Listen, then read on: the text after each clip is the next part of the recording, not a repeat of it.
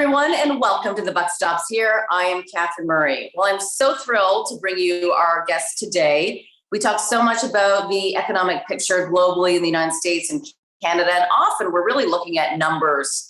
And I think what's so important is to really look in the depths of the economy and what we're really seeing and what type of job creation we're finding in Canada. And specifically today, we're going to talk about Ontario. And for that, I'm thrilled to bring to you the Minister of Economic Development, Job Creation and Trade of Ontario. That, of course, is Minister Vic Fedeli.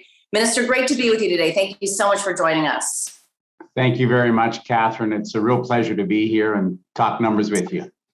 Thank you. Let's get a sense in terms of what has been going on economically in Ontario over the past couple of years. Just in terms of the development that's happening that we often don't hear enough about, in my opinion. I think the biggest thing that's happened is in the last 17 months, the province of Ontario has been awarded $12 billion of electric vehicle plants and ancillary businesses. $12 billion in 17 months, all during the pandemic. How's that happening?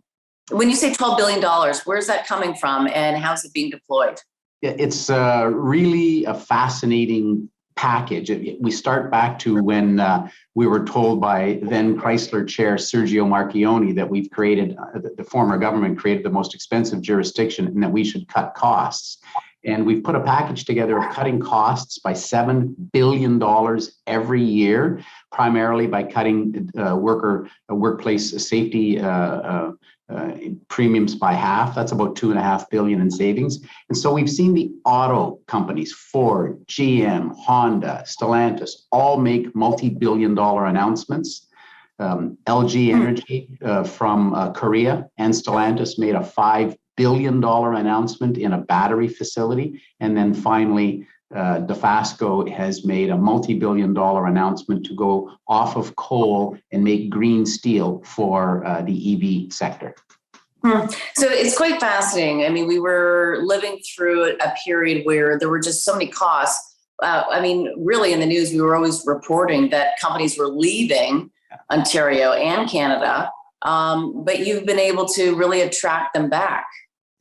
Premier Ford and I sat at a table with General Motors, with Ford, with Honda, with Stellantis, before that with Toyota. And we said to them, look what we've done. We've lowered WSIB premiums. We've put in an accelerated capital cost allowance. We cut red tape to the tune of $400 million. We've lowered taxes. There's been no tax increases whatsoever. Not even a hunting license has gone up under Premier Ford. And we went back to General Motors, who had left Ontario, left Oshawa, gone, and brought them the plan that showed them how we've reduced costs by $7 billion. And just a couple of weeks ago, there we were cutting the ribbon at a brand new facility where they make the Chevy Silverado. 3 shifts, 2,600 people. Half of the employees there are women. It's just a complete success story and a complete turnaround. How much more of that do you see happening? We see quite a bit more.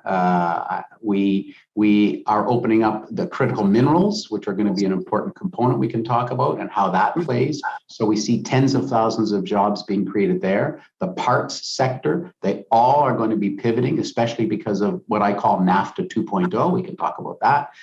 They're going to be pivoting to make parts in Ontario for electric vehicles. Right now, they're making parts for internal combustion engine vehicles. So we see a tremendous movement. We're still working with more battery manufacturers. We're working with companies to make what's called the precursor, which is the difference between the mineral and the material needed for the battery. And we're working with companies that are going to make the cathodes. So we are trying to complete the supply chain right here in Ontario. A lot to pick up on there. Specifically, I'm curious as well in terms of the competition from a geographic perspective, who you compete most with on that point. But we're going to take a quick break. When we come back, we will be back with Minister Fedeli. We'll be right back.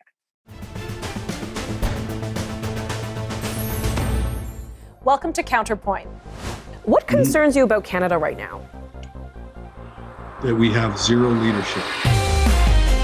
We need to begin thinking about what comes next. now. Public is a lot smarter than policymakers often let on. We have normalized the absence of informed consent. And that's kind of like the adult in the room conversation that Yes. a lot of people have wanted to have happen. For Counterpoint, I'm Tanya Granick-Allen.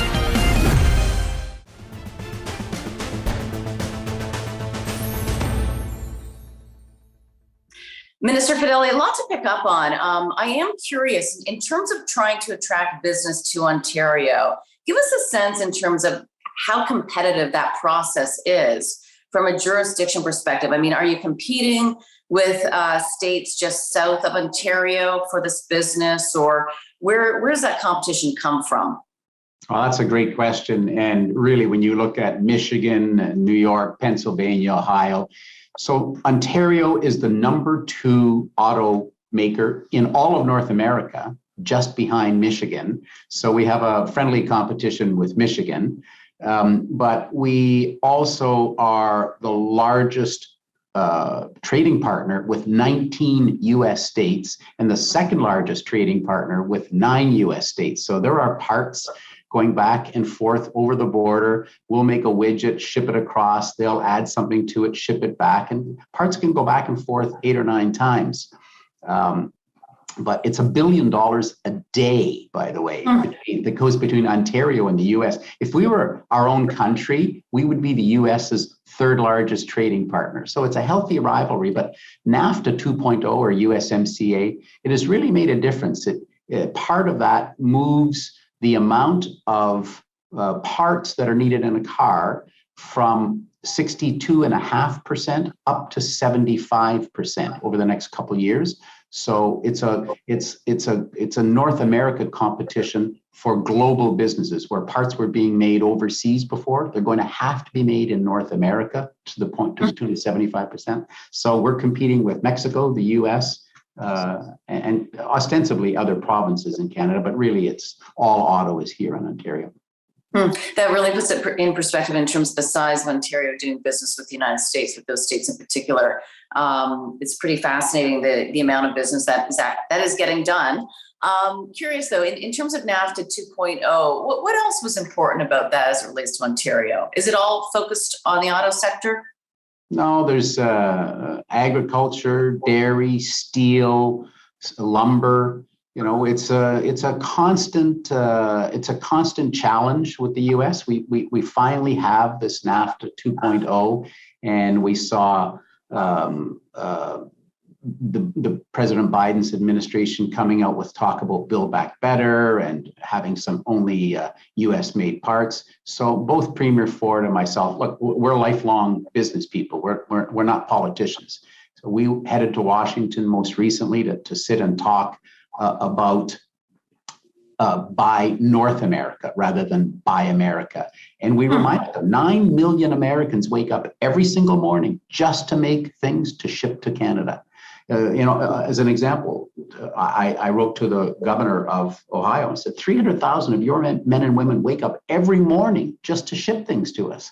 So if you have a Buy America and the people of Canada they'll demand that we retaliate. You're putting a lot at stake. So our job is to continually remind them that we need each other. And now that we have such a huge demand for critical minerals, we find that we've certainly got the attention. When Premier Ford and I were last in Washington, no matter what we talked about, you could ask them about their puppy, and they would change the topic to critical minerals. So we know how important that's going to be, and I hope we talk about that in another segment.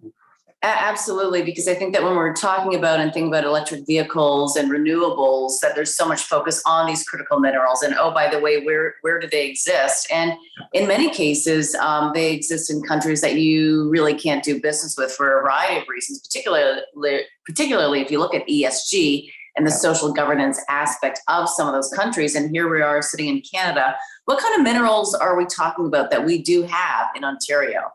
Well, Canada is the only jurisdiction in the Western Hemisphere that has nickel, lithium, cobalt, graphite. We have all the minerals that are required to make an electric vehicle battery. We have everything right here in Canada.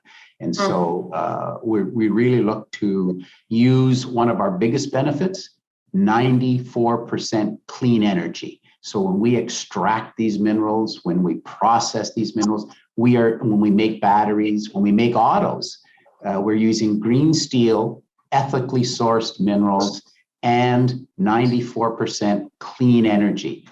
You can't find, Kentucky is 3% clean energy. Making a battery in Kentucky for an electric vehicle is almost hypocritical. You're putting something made from coal inside what you think is a green vehicle. That's fascinating. We're going to take a quick break. When we come back, we'll pick it up on the critical minerals and what we have in Ontario. We'll be right back.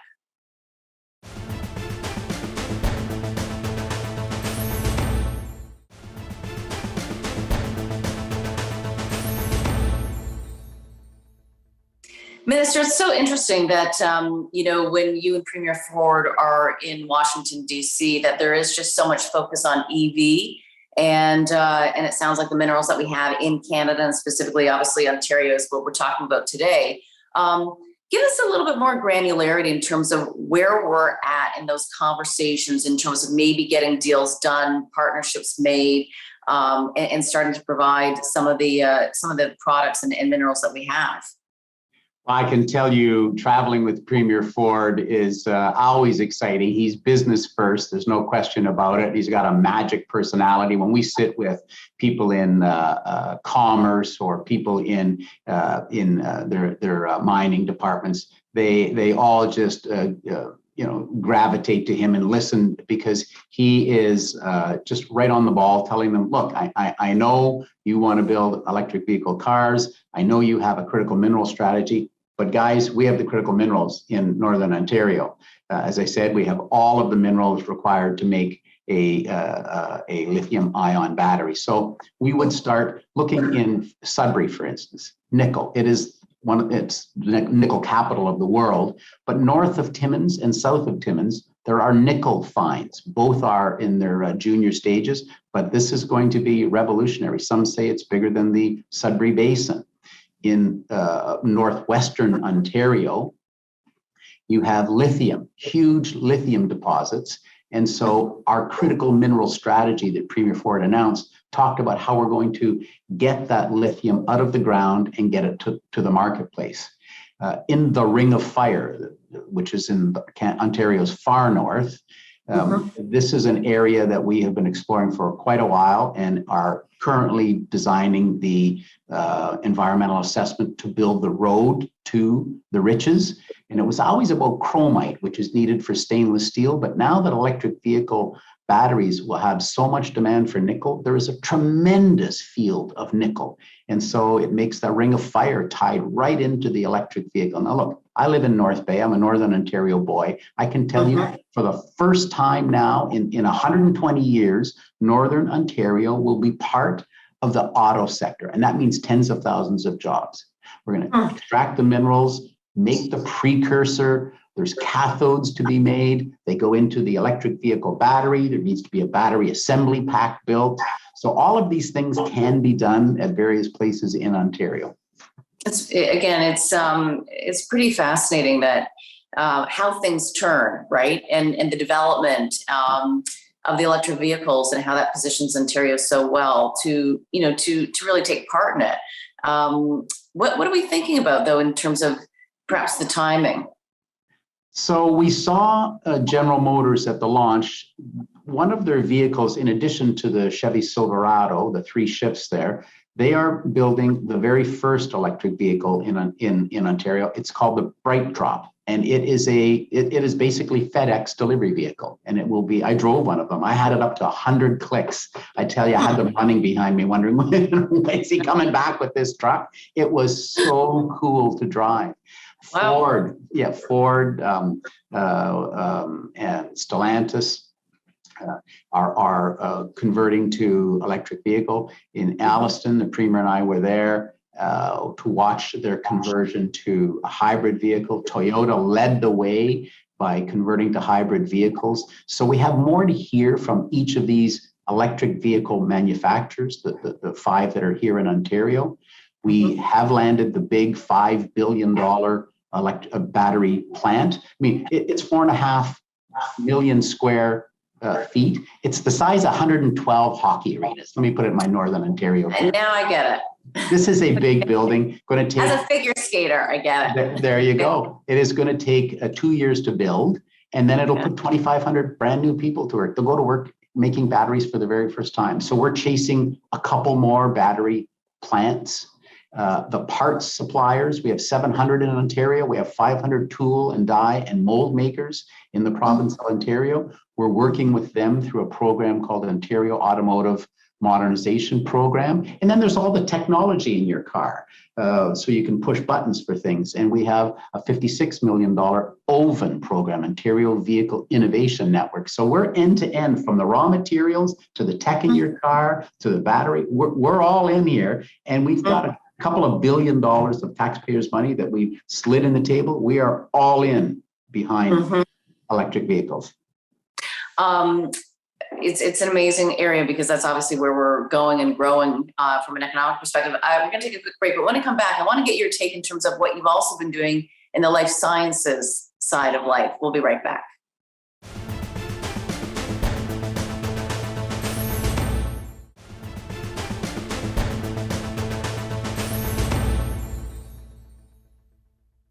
Minister, obviously with COVID and also, of course, aging demographics, there is a lot of focus on health and life sciences. What's the province been doing lately in terms of continuing to develop that area of life for all of us?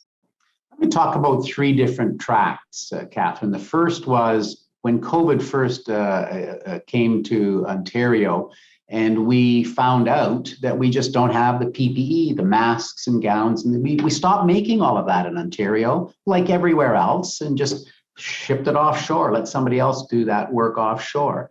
And so Premier Ford said, never again will we be caught like this.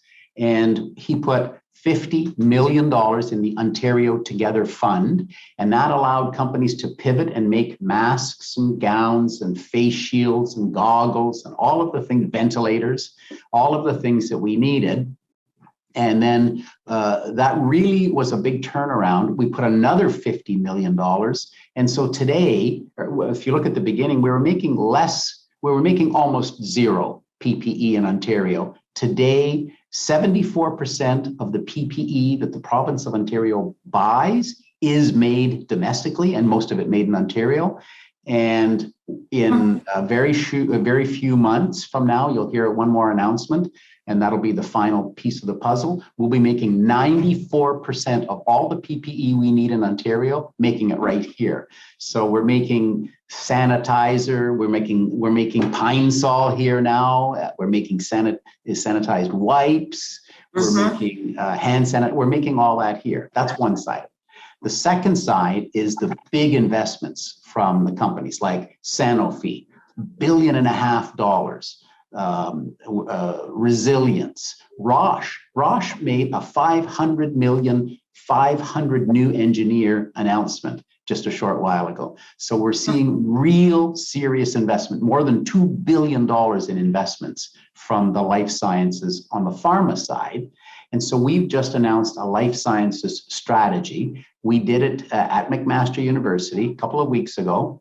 And a company, CCRM, in partnership with McMaster, this is Canadian Regenerative Medicine, $580 million facility for gene and cell therapy at McMaster. Wow.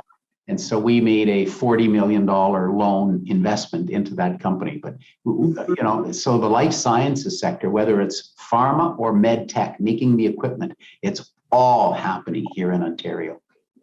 And when we take that in conjunction with the manufacturing, the automotive, et cetera, what are we looking at in terms of the job creation that's occurred pre-pandemic and then also through the pandemic? And again, I like to talk about this in the sense that, we get the jobs report and you kind of see the one number and, people don't delve into it enough, but give us a bit more granularity. So we'll set the stage, because when we were elected, we had seen Ontario lose 300,000 jobs before that.